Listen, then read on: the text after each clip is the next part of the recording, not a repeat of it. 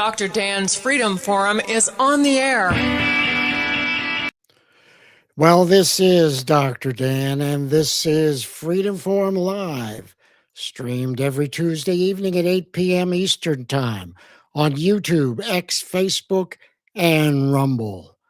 Tonight, the federal government continues to use bureaucratic regulations, environmental rules, and fire to control, mismanage, and lock up U.S. public lands.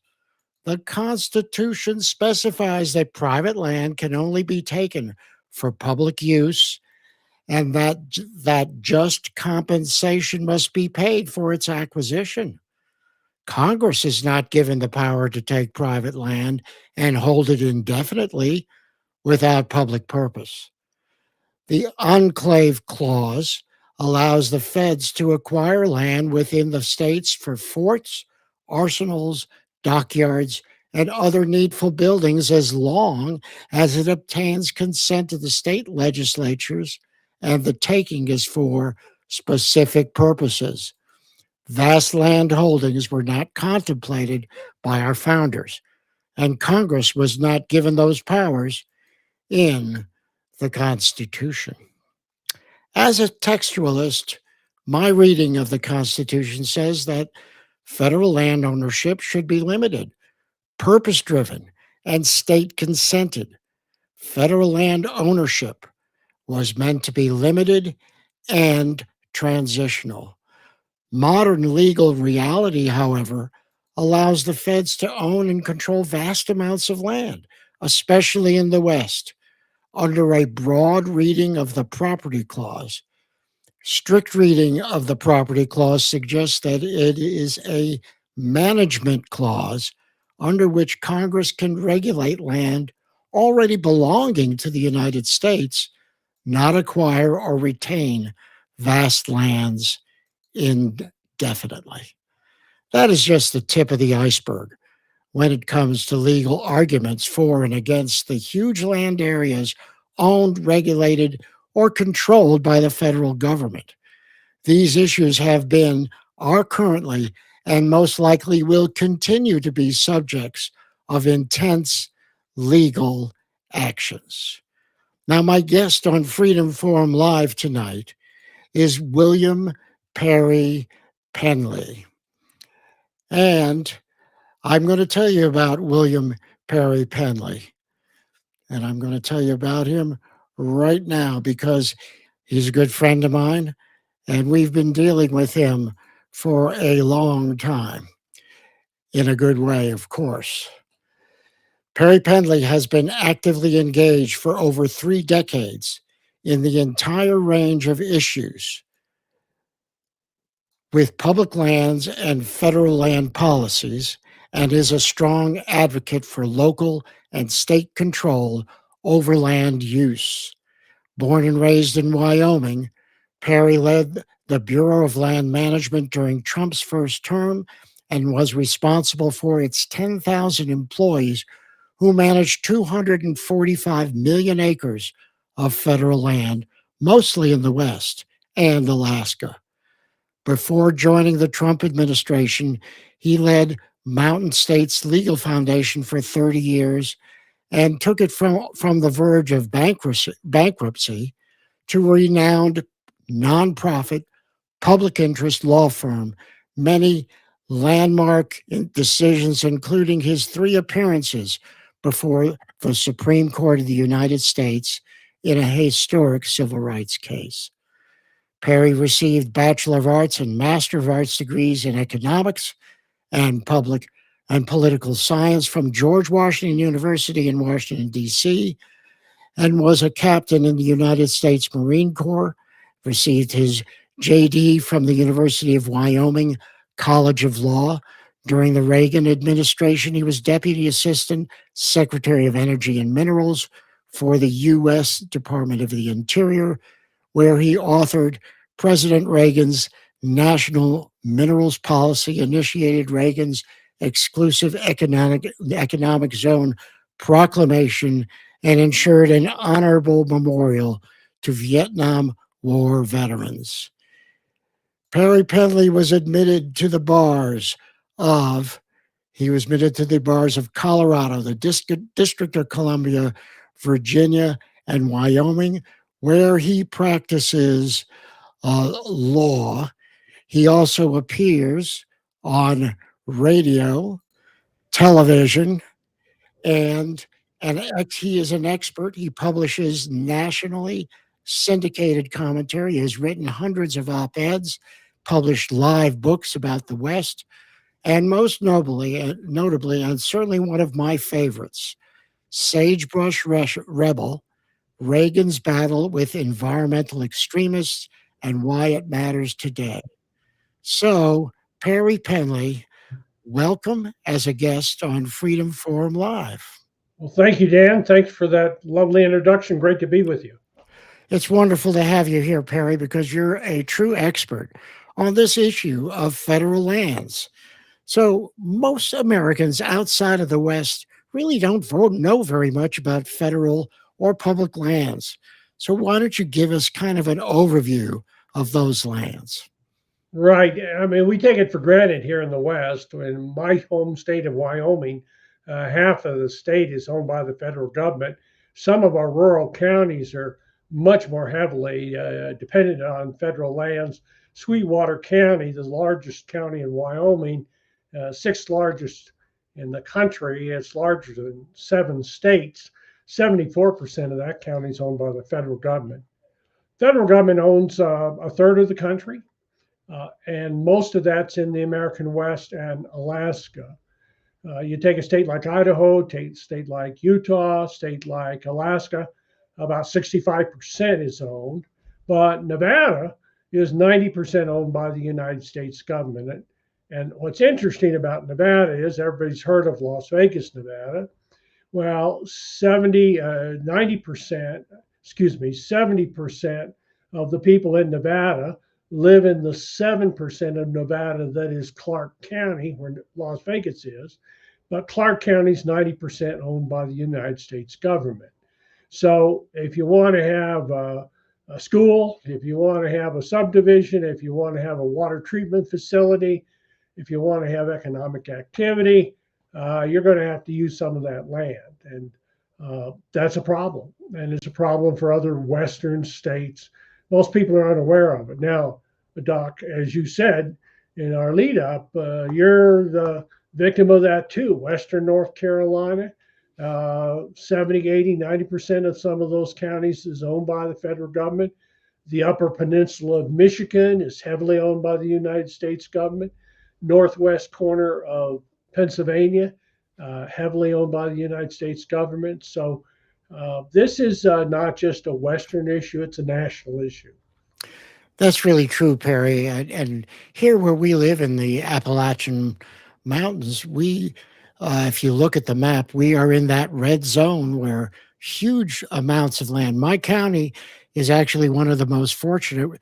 The Forest Service owns about 33%, 34% of the land in our county. What that does is it cripples the economy of the county because those lands don't pay taxes. Yeah, we're supposed to get pilt. Well, that's right. That's right, and it also, if you're going to have economic activity, it has to involve the federal lands.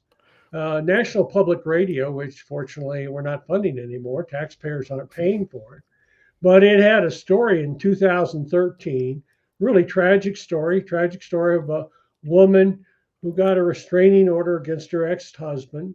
And he came back one night, unfortunately, liquored up and intent on bad things. And she called the sheriff's office. Unfortunately for her, it was the weekend, and she got a recorded message. You've reached the Josephine County Police Department. Unfortunately, due to budget cuts, we're not open over the weekend. Have a good weekend and call us Monday morning. And she was terribly injured, and National Public Radio went on to explain the reason why Josephine County Police Department was not open, and it was because it used to have a lot of timber mills there. They used to cut a lot of Douglas fir pine there, but after the northern spotted owl and the crazies got a hold of that issue, all those mills were closed, and Josephine County essentially shut down. 30% unemployment, almost everybody on welfare, and obviously sheriff's office not open on the weekend. But that's what happens if the federal government decides, because of a bunch of radical environmentalists, oh, we got to save the northern spotted owl. We're going to shut down all that logging for no good reason. And let me do an epilogue on that story, because thousands lost their jobs, millions suffered. These Oregon counties, Washington counties, counties in Northern California, they may never recover, uh, because the Forest Service and the Fish and Wildlife Service said we got to get rid of logging to save the northern spotted owl. Fast forward to today, what's the Fish and Wildlife Service saying? Oh, it's not logging, it's the barred owl. The barred owl is competing with the northern spotted owl, and we've got to spend $1 billion in 30 years killing all the barred owls. Well, So, it's the same thing here. Is we have one of our problems is that the Forest Service is not capable of maintaining the roads and the infrastructure. They don't clean up the deadfall. So if there's a fire, you can't even get into the forest to fight the fire. If they even let you get on on Forest Service land to fight the fire. So again, it's economic, it's safety, and they don't belong owning all that land, and you know that as well as I do. But they're not, listen, they're terrible neighbors, and they're bad managers. The National Park Service, when I joined the Reagan administration, the National Park Service had a $4 billion backlog in infrastructure repair that it needed to do. And we appropriated $1 billion a year in the first 4 years of the Reagan administration to allow them to get that done. Today, the last time I checked, I think their deferred maintenance backlog is something like $22 billion.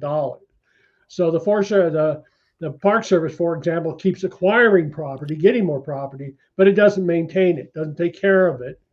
And as a result, we have this deficiency. And that's why, like you say, you'll find roads that haven't been maintained and facilities that are not suitable for park visitors.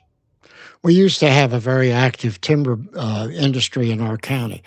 About 3 years ago, the very last sawmill closed down for lack of material. So And one of the reasons is you get the left, the Democratic administrations come in, they don't want to log. The Republican administrations come in, and you hope they say, yeah, we want to log. But if you own a mill, you've got to have reliable supply year after year after year. You can't rely that, well, for 4 years we'll be able to cut trees and use them in our mill, but then we'll have a dry period if some Democrat gets elected. So they move on down the road.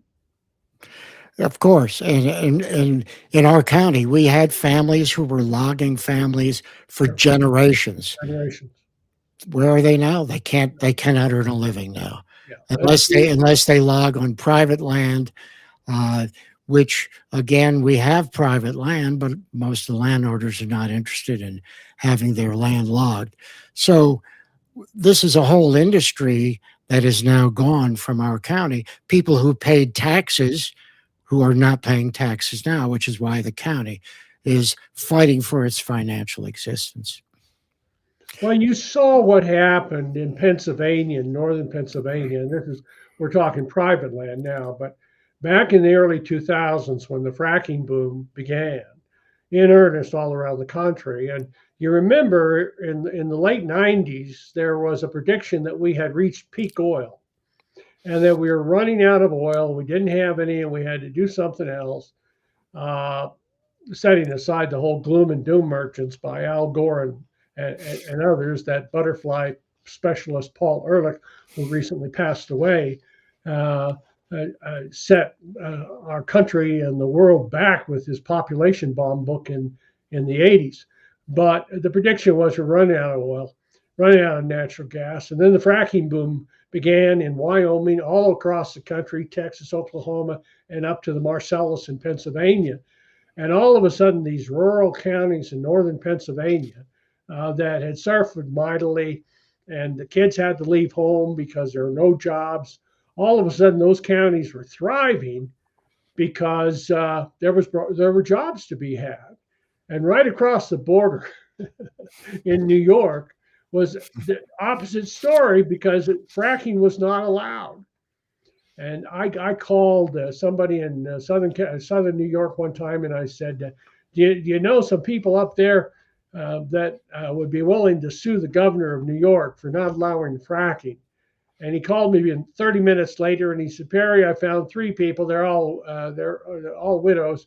One's a widow, one's a divorcee. They're all about to lose their farm because of taxes and defaulting on their loans, and they got natural gas under their property that oil companies want to develop, but New York won't let them. And so that's the difference. And that difference between Pennsylvania and New York, poverty and prosperity. Uh, and that's the issue on federal lands when the federal government says, no, we don't want oil and gas. We don't want coal. We don't want mining. We don't want rare earths. We don't want forestry. We don't want outfitters. We want to lock it all up and save it as wilderness for the endangered species. Well, you really don't save anything by locking it up. No, Uh, I mean, you absolutely don't. any land manager will tell you that. Any rancher farmer will tell you that. No, and besides the fact that land, who is the government? The government is supposed to be we the people, not some group of bureaucrats in Washington, D.C. That land, if it is owned or controlled or whatever it is by the government, technically it's really our land. It should not be able to be taken away from public use, Well, especially valid economic use to Congress, support the communities.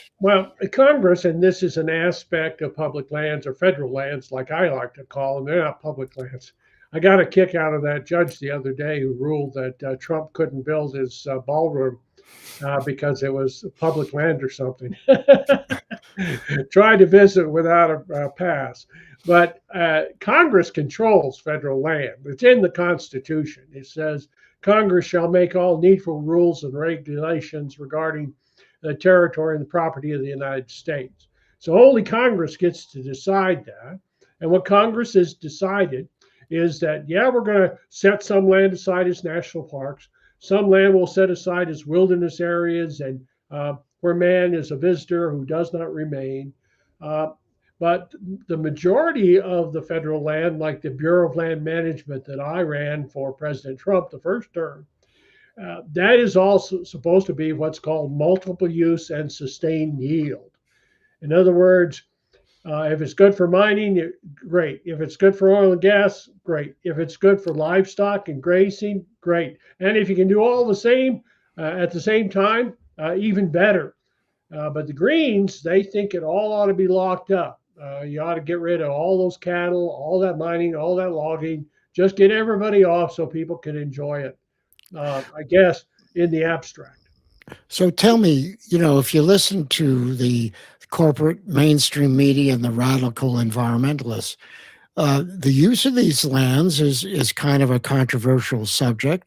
They have their ideas, you and I have ours. But so when did all this start? What got the ball rolling on this?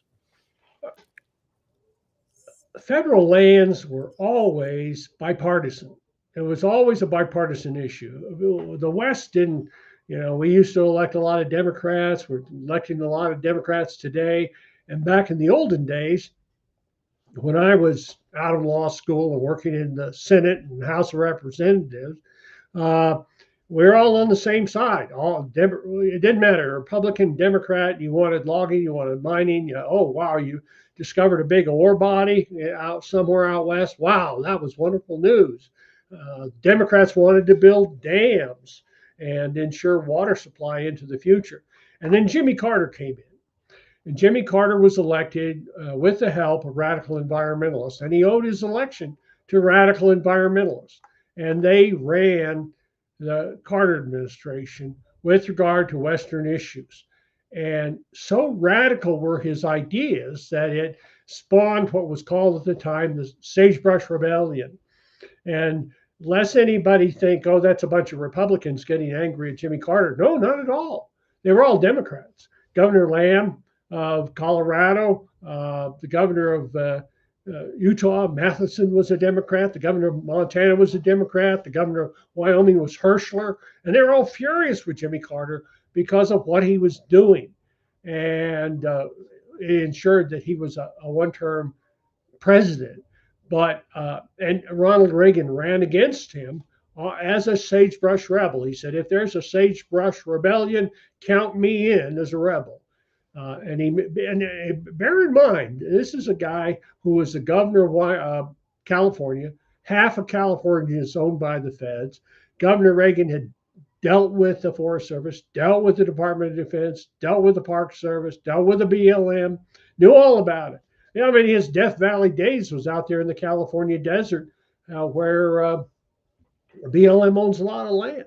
So he was very familiar with it and he knew how it ought to be managed. And his philosophy was because times were so bad under Jimmy Carter. We had double digit inflation and we had double digit interest rates and things were going terrible. And then, of course, they had the hostages Iran.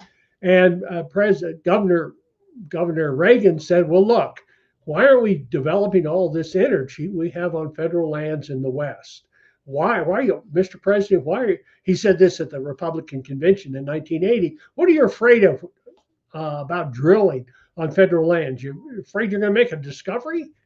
And his philosophy was if we developed energy on federal lands, we'd solve our energy problem, we'd solve our economic problem, and number three, we'd solve our geopolitical problem, which means we wouldn't have to rely on foreign countries. We wouldn't have to send our boys to war to get oil because we have it here in this country. And Reagan started us on the path to the energy independence that we achieved in 2019 under President Trump when I was running the Bureau of Land Management.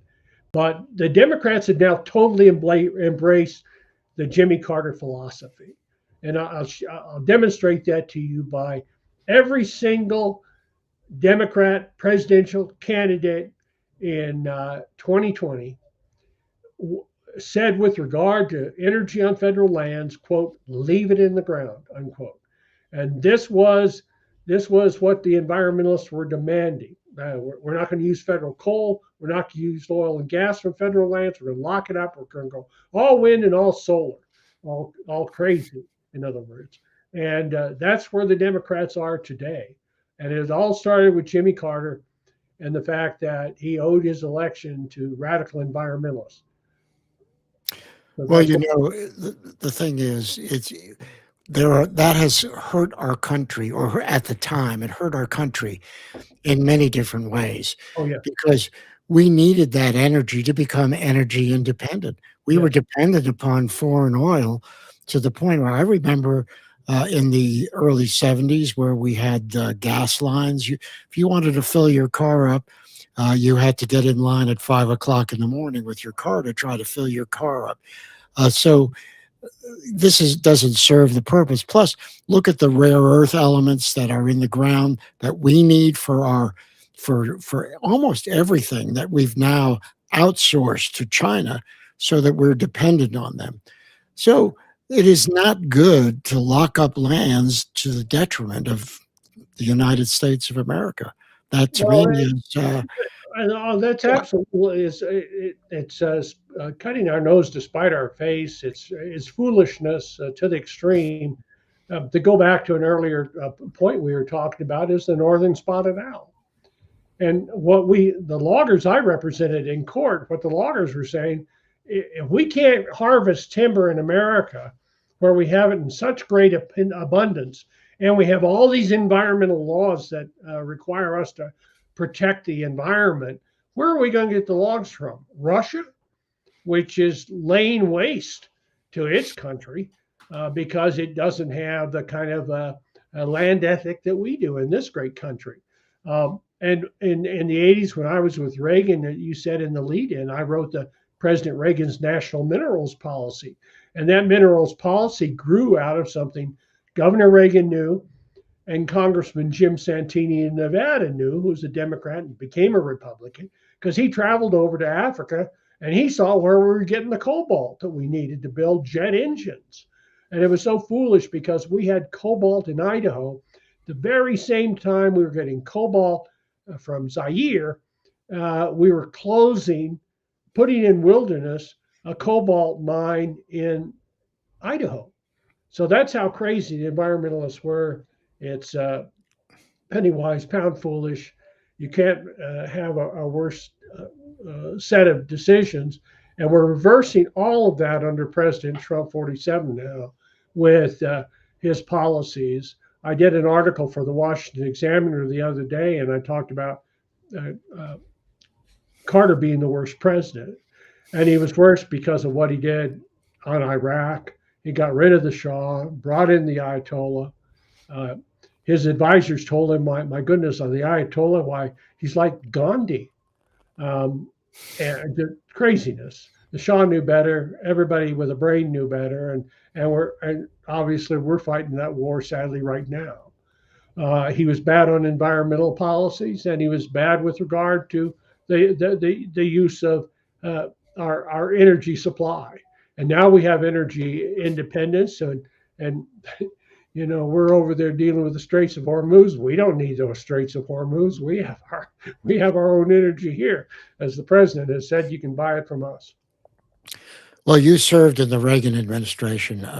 To me, I mean, that really is must have been one of the great periods of time in your life. Reagan was such a remarkable person. Look at where he came from, the changes he made in his life, but he was a real gentleman. He had a great, incredible sense of humor. It must have been great to work in his administration. What was that like? It was great. It was great, but I want to clear some things up for people because, I wrote a book about Reagan and my time in the Reagan administration and what my friends did there at the Department of the Interior. Because when I looked at the literary landscape after Reagan, nobody wrote about what he did on the issues that mattered to me as a Westerner.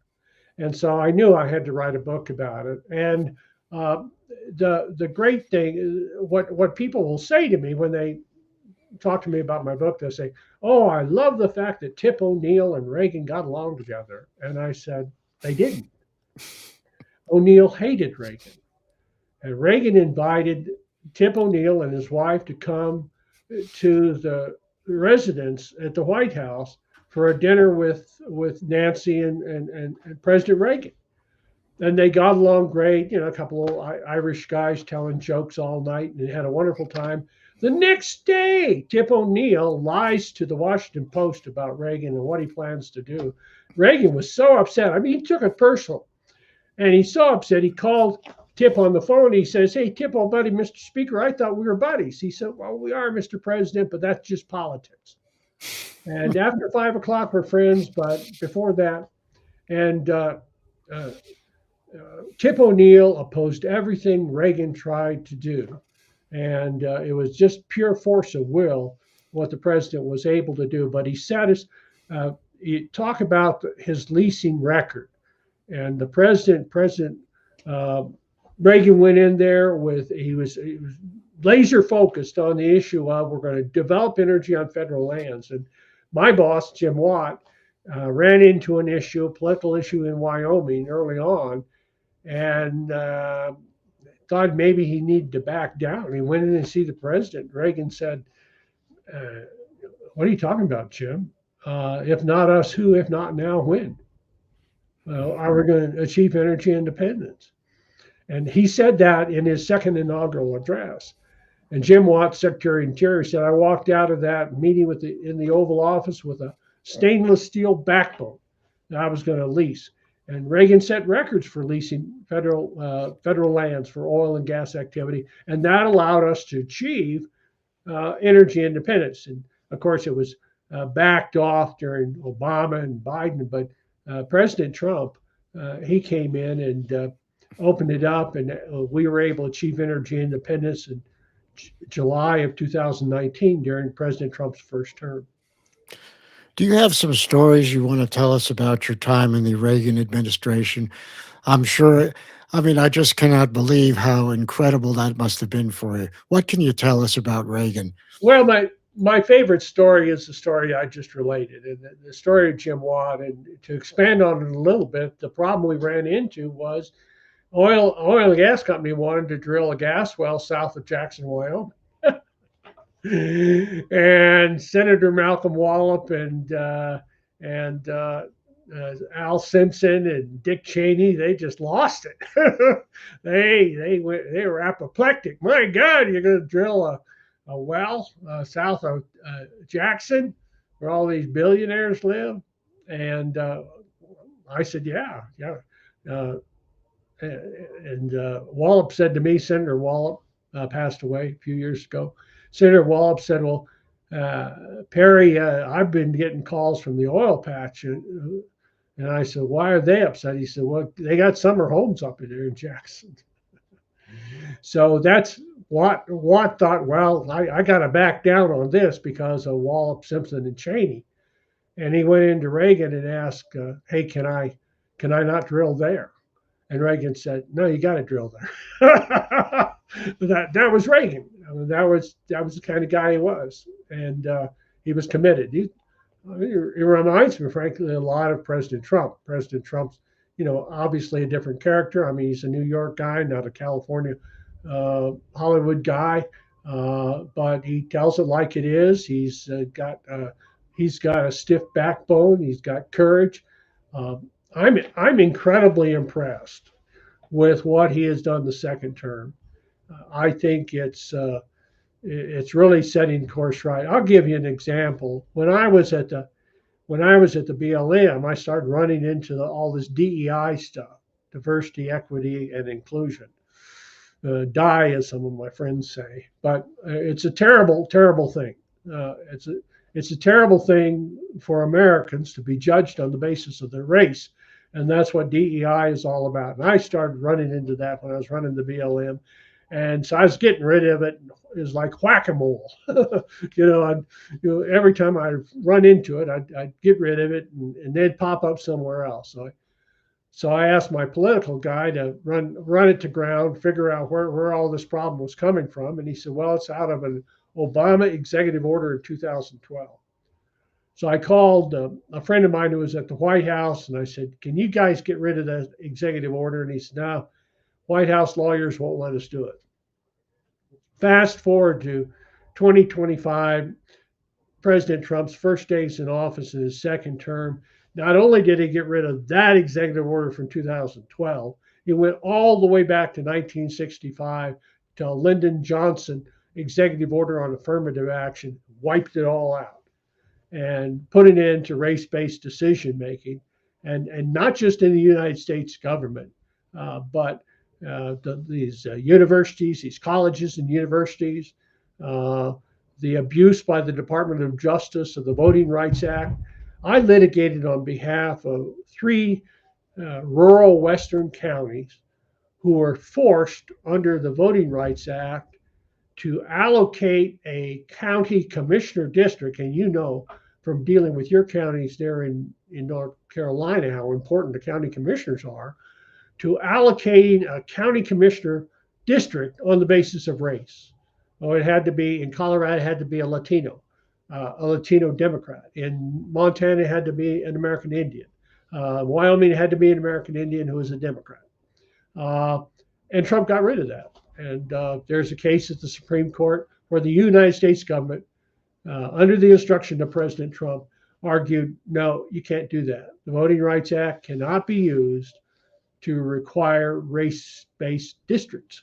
And of course, it'll be the demise of something like 19 or 20 congressional districts that are now Democrat districts because they're allotted on the basis of race.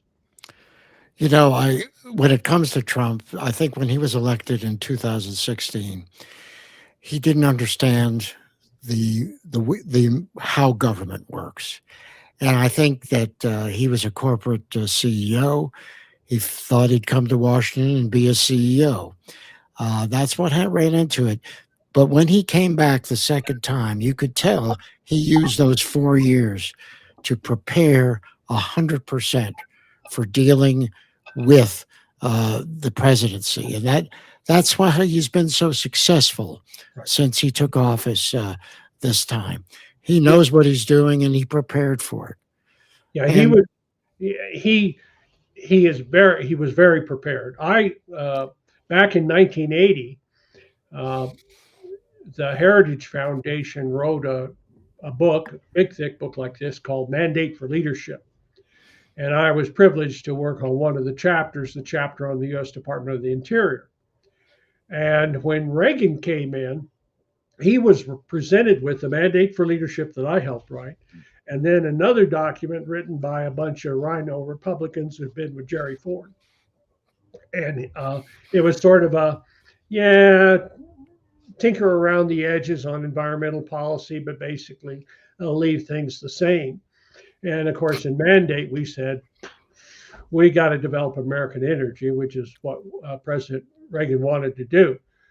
Fast forward to 2025, I was asked to author the Interior Department chapter for Mandate to Leadership. And I know President Trump during the campaign said, I don't know anything about it, didn't have anything to do with it, well, whatever. That's fine with me. But you go through that chapter that I wrote, and he's doing everything I recommended that he do. And I knew what he wanted to get done simply because I'd worked for him before, and they were the very same issues. And so he also was terribly deserved by the people who worked for him. And, people have told those stories, and I'm not going to repeat them, but we all know what they were, that he wanted stuff done and people would not get it done. And uh, I'll tell you what the president said after this recent leak of information regarding that down weapon system kernel. That's terrible, and President Trump is justifiably furious about it. And I hope he finds the person who did it and get him out of the government. There is absolutely no excuse for federal employees, especially high level officials, to talk to the media unless they're doing it because the boss says talk to the media and tell them this. That's when you talk to the media. But these people who are trying to feather their own nests and build their own credibility and prepare for a life in the corporate media after they get out of office, they don't belong anywhere near the White House or any of these departments. you're absolutely right. I mean, that's what happened during Trump's first term. I mean, he was absolutely waylaid every time he tried to do something. They did it in the most unscrupulous way. It was Absolutely. it was very disheartening to see, but that really showed they showed their true colors. They are not for America. They're really, in my view, they're traitors, because people who give aid and comfort to the enemy, people who want to destroy our nation, who want to make our nation weak, they are traitors, and they don't belong in the halls of government. I read one story about, and I can't vouch for the veracity of it, but it sounds right to me that the chief of staff at the White House, the president, had given an order. And this is an issue important to me because I worked on this issue. This is important because BLM has a lot, Bureau of Land Management that I ran, has a lot of land on the border. And when I met with David Bernhardt, who was the secretary, and he hired me, I said, David, I want to be part of putting that wall in on BLM lands on the borders. And the first one I went to was in San Diego, right on the border with Mexico.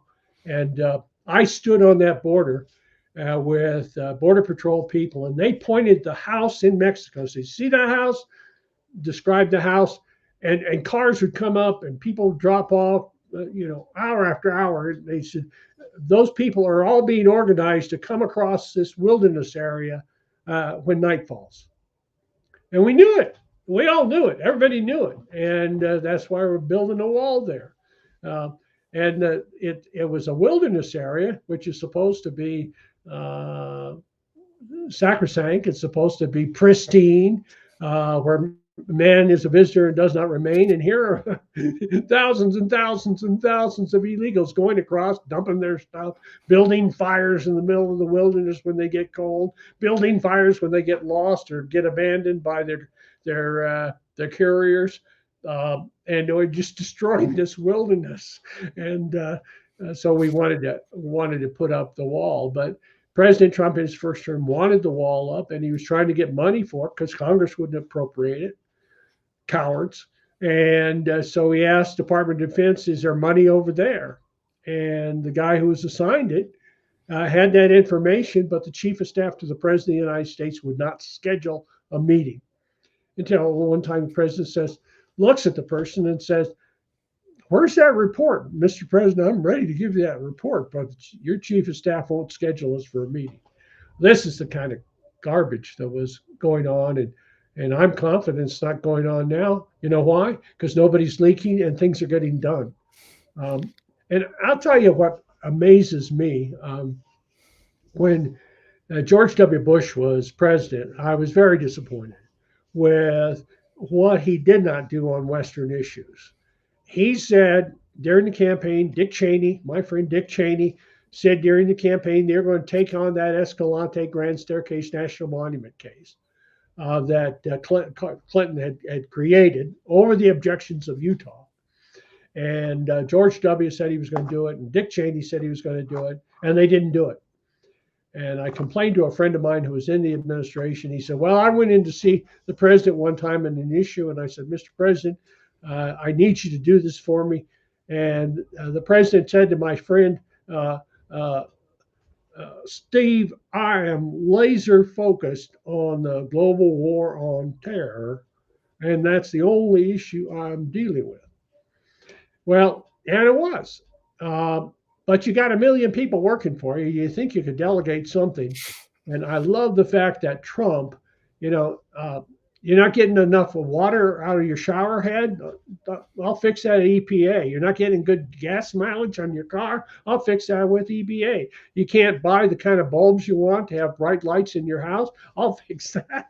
I mean, here he is fixing Iran, and here he is fixing Venezuela, and but nothing, it appears, is off his scope. And God bless him for it. I agree. Perry, you spent a lot of years as a lawyer.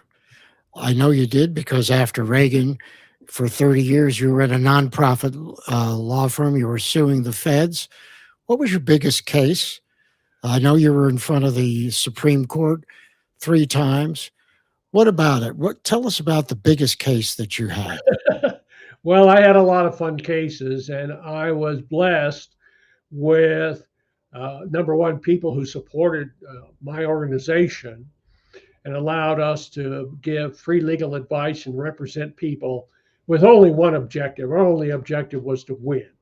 We didn't get into cases to settle it and get a little bit of money for somebody. We wanted to win and set a precedent that somebody else could use. And I represented a guy who killed a grizzly bear in self-defense. I represented a woman who wanted to use her granddad's cabin to canoe at.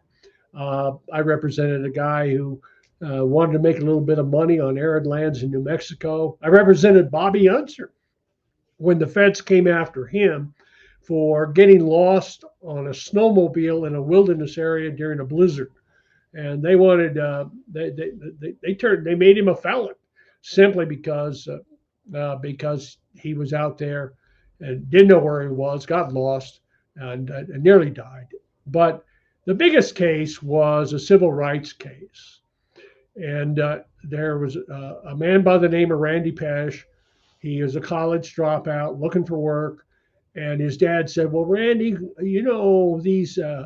there's these big highway projects being built all across Colorado. But the highway construction companies, they don't do everything, but they do 90% of the work. But the 10% of the work they don't do, like build guardrails, put in grass, put in signs, that work's farmed out. That's subcontracted out. And you could put in these guardrails." And so Randy did. He was very successful at it. And he bid on a Forest Service job down in southwestern Colorado. He was very confident that he had the low bid. He was very good at it, and he didn't get the contract. And he called the prime contractor up, the guy with all the big, heavy moving equipment. He called him up and he said, "Hey, I thought I was low on that." He said, "Yeah, Randy, you were low." Well, why didn't I get the contract? He said, "Because the federal government gave me $10,000 if I gave that contract not to you because you're white, but to a Latino company, Gonzalez Construction Company." And that's what happened. So Randy drove up to Denver, saw me. He said, "That ain't right, is it?" And I said, "No, it isn't. It's not right. But right now, that's what the Supreme Court says the government gets to do. Um, I'm willing to challenge it for you, but it's going to be a long road." And he said, "Well, I'm in for it. I'm in for it." And so for 11 years, we litigated in that case. We went to the Supreme Court 3 times. Uh, argued. The first argument was a victory, a 5-4 victory by Justice O'Connor, in which she, for the first time, the Supreme Court said the United States government may not discriminate against Americans on the basis of their race. And previously, the government's position was we can do that. We can make up for past wrongs by discriminating against somebody. And what Justice O'Connor said, regardless of the race benefited or burdened by government policy, a person who's hurt by that policy can sue. And that's still good law today. When Biden passed that bailout COVID super legislation, people didn't notice. I noticed, but a lot of people didn't notice that it was rescue. It was a bailout for, say, restaurants, for example, that have been hurt by COVID. It was only for minorities. If you're a white guy who got hurt by COVID closures, who owned a restaurant, tough, too bad for you. But Biden and the Democrats wrote that just for minorities. And the U.S. Court of Appeals for the Sixth Circuit in Cincinnati said, "No, you can't do that because of Perry's case back in 1995." So that's got to be up there. It was a huge victory and important. And the stuff that Trump is doing today is contrary to what the government was arguing back in my day. And who was I fighting on that?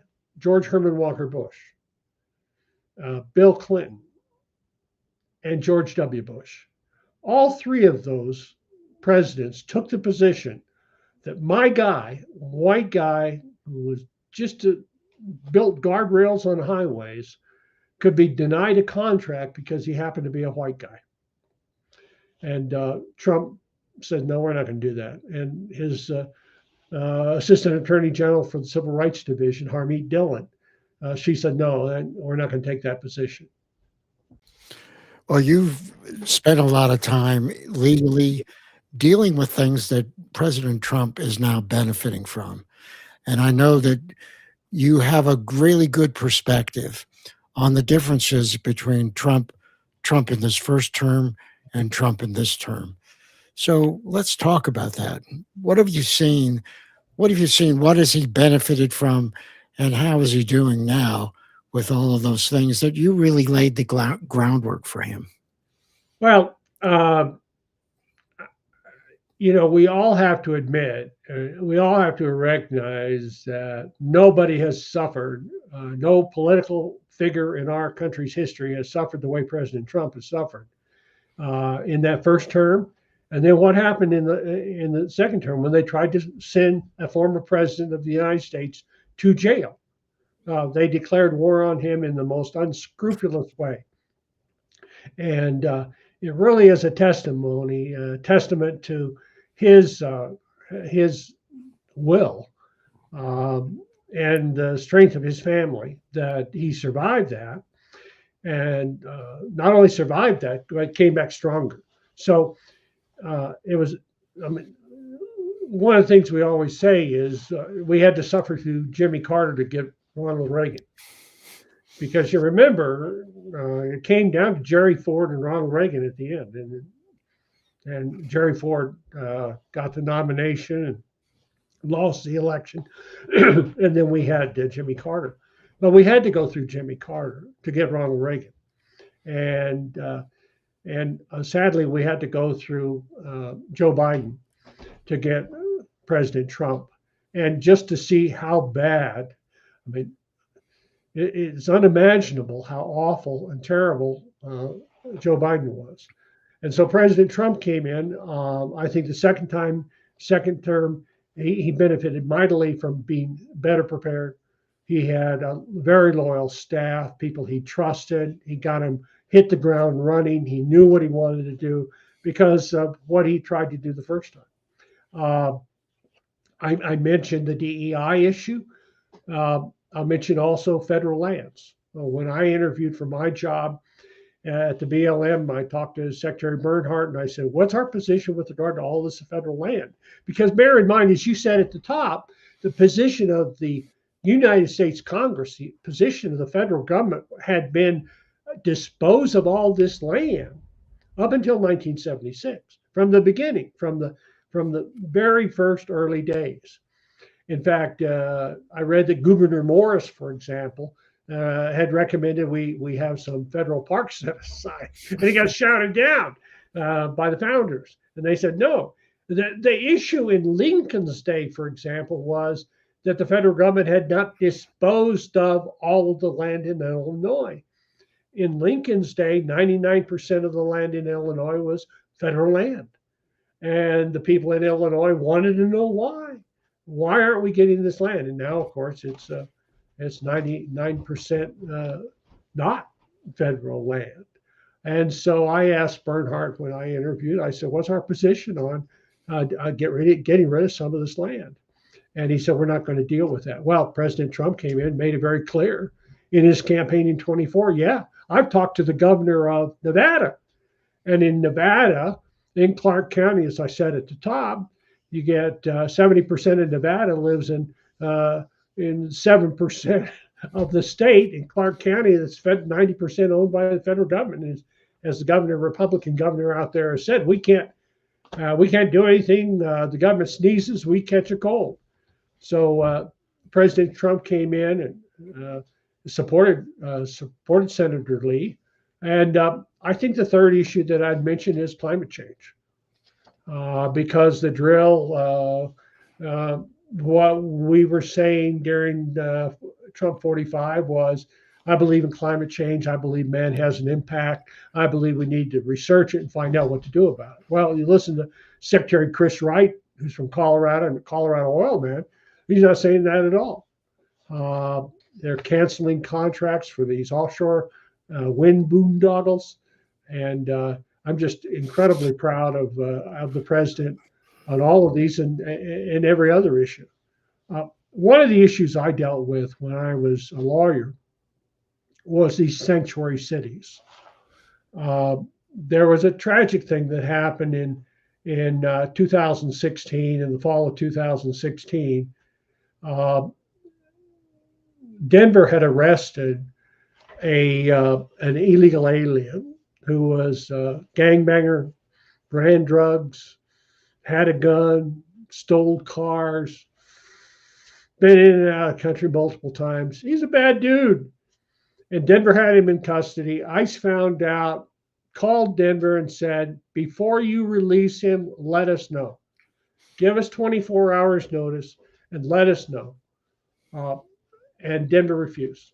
And what Denver released him at midnight. And at 1:30 in the morning, sent a fax over to ICE and said, oh, by the way, that guy you wanted, we let him go at midnight. And he was out on the street. 2 months later, he murdered a young man in Denver. And I contacted the young man's family and said, can I represent you in going after Denver, the sanctuary city, and hold Denver accountable for the death of this young innocent man. And the case didn't go anywhere, but that was what we were dealing with. These places like Denver could get people killed and never be held accountable for it. So I'm delighted with what the president's doing on that. And I see just today, for example, they're talking about removing our international airport status here in Colorado because we're a sanctuary city. We're not going to have people flying in and out of Denver getting customs treatment and so forth, as long as you harbor illegal aliens. So I'm very proud of that, and I think the president's doing great work. Well, I think there's a remarkable difference between Trump 45 and Trump 47. Yes, I mean, the preparation is obvious. One of the things that troubles people, though, is there still seems to be a lack of performance from some of the departments, namely the FBI and the Department of Justice, in bringing people to justice who we know are guilty. They're guilty of a lot of things that have gone on, and we can't seem to get them convicted or even sentenced or even indicted. Why is that? I I don't know. uh, we there's a lot of slots that are still unfilled.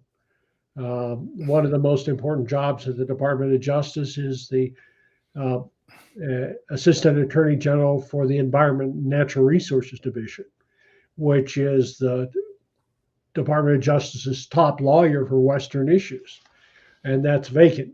So there's uh, there's work to be done, but I just got to say, Doc, with all the balls the president has in the air, I'm gonna let the system work, and I'm gonna trust them. And I have so much confidence in the president, the vice president, the Secretary of State, Rubio. Um, has got to be the best Secretary of State in our country's history. I mean, he's right up there with some of the early ones. And that speech he gave in Munich, unbelievable. And just think about this. We were talking about Reagan before. Reagan, when he went to Germany, when he went to Berlin and said, Mr. Gorbachev, tear down this wall.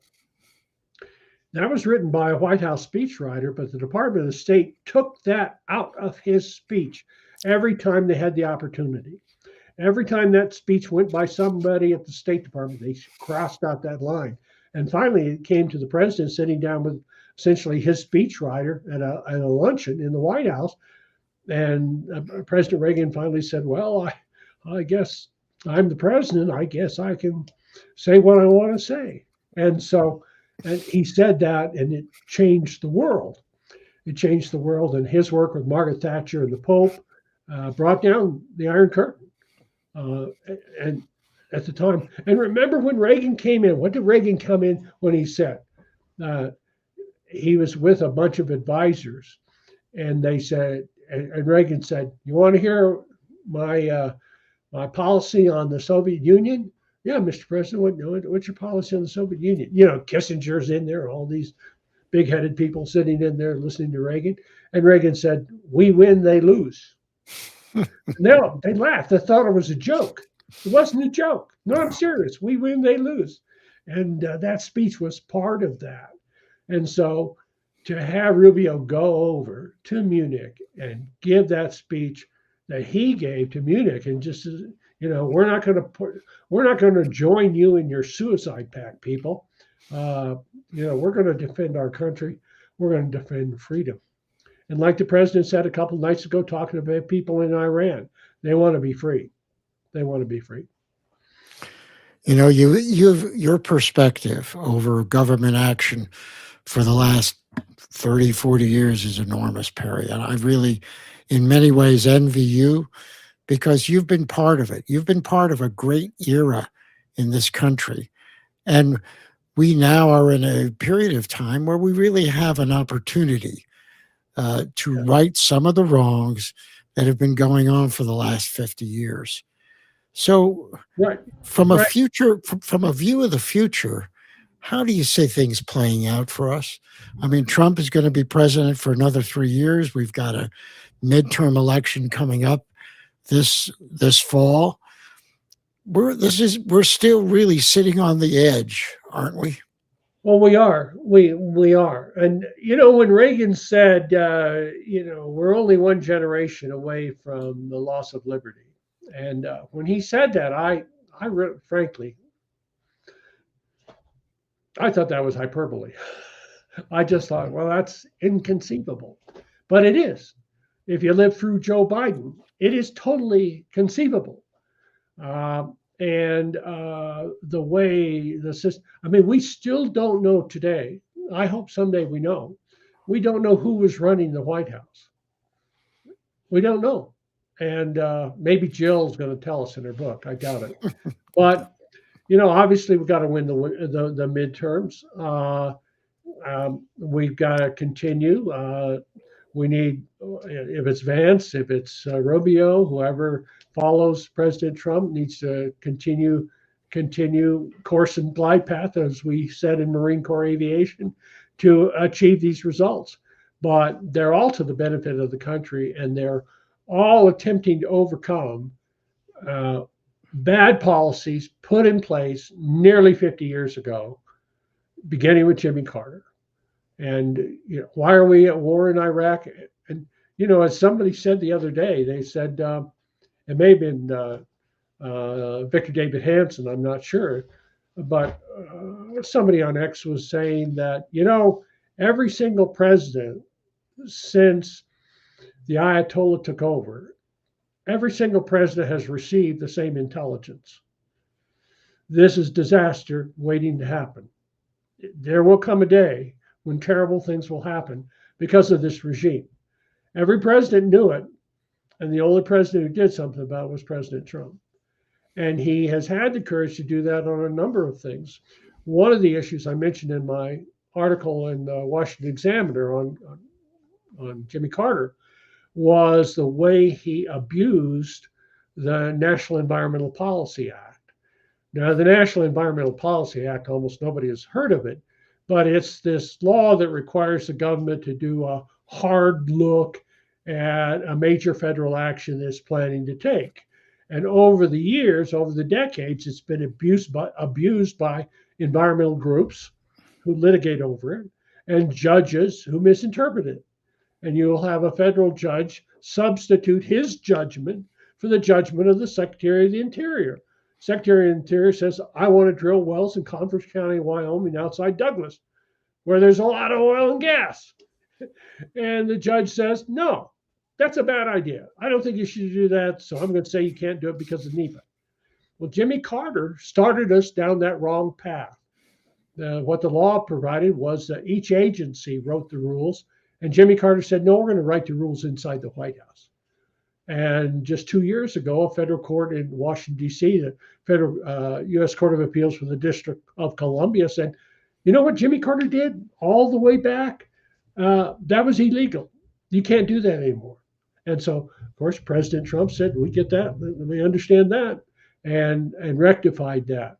But just imagine that, Doc. We're dealing with something the way NEPA was implemented with Jimmy Carter. 50 years later, we're trying to fix it. So it's going to take time. There's going to be some discomfort.